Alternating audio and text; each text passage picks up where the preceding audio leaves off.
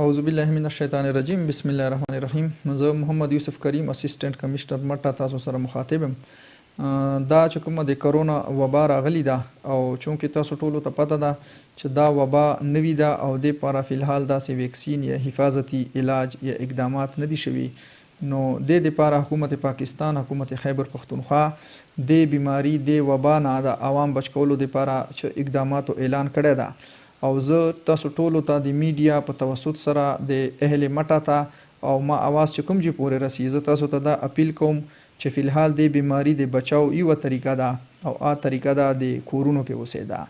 تاسو مهرباني وکړو خپل کورونو کې اوسېږو، چې کوم نن سبا سلوګن ده سټے ایٹ هوم، تاسو خپل کورونو کې اوسېږو، تاسو بلا ضرورت کورونو نه بار مه راوځو او کچېرې بار راوځو انتهایی ضرورت کې نو یو کس د بار کور نه راوځي، ضروری سامان سودا د اخلي او واپس تیزي.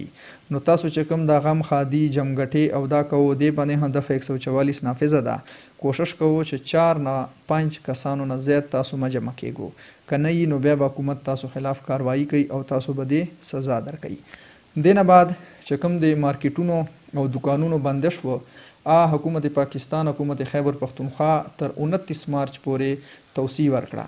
زه تاسو ته بیا ویل غواړم چې 29 مارچ راسبه دا 29 مارچ راسبه دا چې کوم د دکانونه دي د جنرال سٹور او دینه علاوه چې کوم دکانونه دي دا به بند وي، صرف د خوراکي مواد به کولاو وي.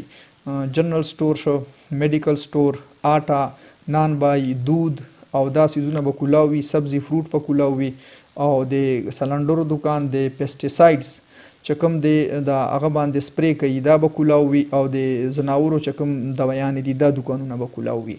دینه علاوه بقایا مکمل شاپینګ مال، ریسټورنټ وغیرہ به بند وي.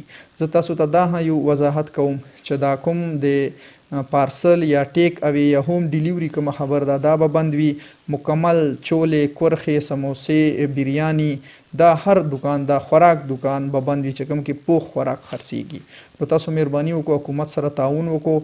ما امید ده چې د میډیا، د تاجر برادری، د عوام په کوآپریشن، په تعاون سره ان شاء الله موږ به کرونا وایرس ته شکست ورکو او تاسو مهرباني وکړو چې موږ سره صرف دا کوآپریشن وکړو چې کورونو کې اوسېږو. دینه علاوه چې داسې موږ ته اطلاعات دي چې چرته چې کسان بهر نه راغلي نو موږ دې باندې لګیا یو چې کوم تبلیغي جماعت وال کسان دي چې د سوات نه بهر راغلي یا شکارپور ول ټیم نن موږ واپس کو. داسې رنګه موږ پټوریانو صاحبانو ته ویلي دي او ویلج کونسل سیکټریانو ته مو ویلي چې تاسو دا کوشش کوو چې چرته تبلیغي جماعت ټیم راغلی، مهرباني وکړو تاسو یې موږ ته ریپورټ کو چې موږ دو سره کانټیکټ وکړو، دو ټیسټونه وکړو او بیا حفاظت سره دو واپس کو. دینه علاوه چې کوم کسان ملک نه بار راغلي هغه باره کې موږ لګیا یو ډیټا جمع کوو او دو مکمل موږ سکرینینګ کوو او ان شاء الله امید ده چې موږ به سوات او مټه د کرونا وایرس نه پاک کوو. ترانسپورت حواله سره به تاسو ته وایم چې دفعه 144 نافذ شوی ده. یو هو ډبل سواری باندې پابندي ده مکمل. دا تاسو نوٹ کو چې سبانه به ډبل سواری باندې پابندي وي. دینه علاوه چې کوم د سوزوکی کسان دي نو دا سوزوکی یا کوچونه وال با 4 کسانو نه زیات خپل ګاډي کې نه کېنوي او رکشې چینچی وال چې کوم دي رکشا چینچی وغیرہ دا چې کوم دي دا به 2 کسانو نه زیات، 2 مسافرو نه زیات خپل رکشې یا چینچی کې نه کېنوي. نو مهرباني وکړو دې باندې تاسو عمل وکړو او یو ذمہ دار شهري ثبوت راکړو. مهرباني، ډیره مهرباني.